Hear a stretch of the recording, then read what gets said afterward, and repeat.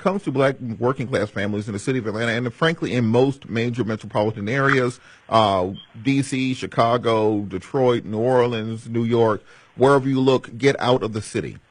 This house of cards is going to collapse. Do not get caught in it again. We were way overrepresented in the subprime mortgage crisis of a decade ago. We were hit harder than any other community because we wrapped more of our wealth into houses and cars than any other community. Those are our primary investments. Therefore, when that collapsed, it took us more than a decade. Our community still hasn't climbed out of that hole.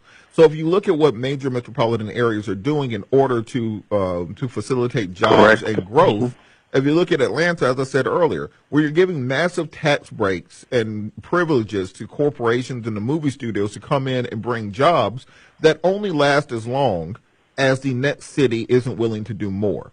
And the minute that the next city, if it's Birmingham or Charlotte or anywhere else, is willing to do more, those jobs get up and they leave. And there's no fundamental base under there to support that. We have a top-down economy. Our top-down economy is we attract in major corporations who bring their headquarters here based on tax breaks and basically free buildings and free land for them to build buildings on. That facilitates a construction industry that also gets tax breaks to build up these nice new skyscrapers that we're seeing in Midtown, which creates construction jobs, which creates jobs in the economy around that associated with it in the service industry and hotels, entertainment, restaurants, and trickling on down from there. That is an economic model that cannot and will not survive because eventually those corporate tax breaks, those big companies, they leave, they go on to greener pastures. And once they are gone, the entire house of cards collapses around that. What you have to do is build an economy from the ground up.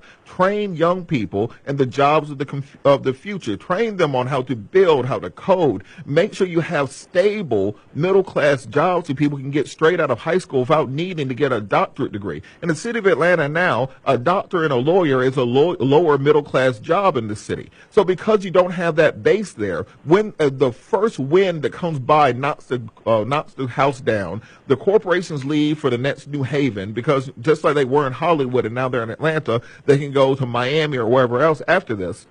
So from what I see is if we stay on this same path of growth without concentrating on a bottom-up way of building our economy, then when this house of cards collapse, guess who's going to end up under all the rubble? The same poor people who are at the bottom right now are going to be left to rebuild with a whole bunch of empty skyscrapers and empty belt lines and trolley cars and empty stadiums, the same way the Braves just up and left.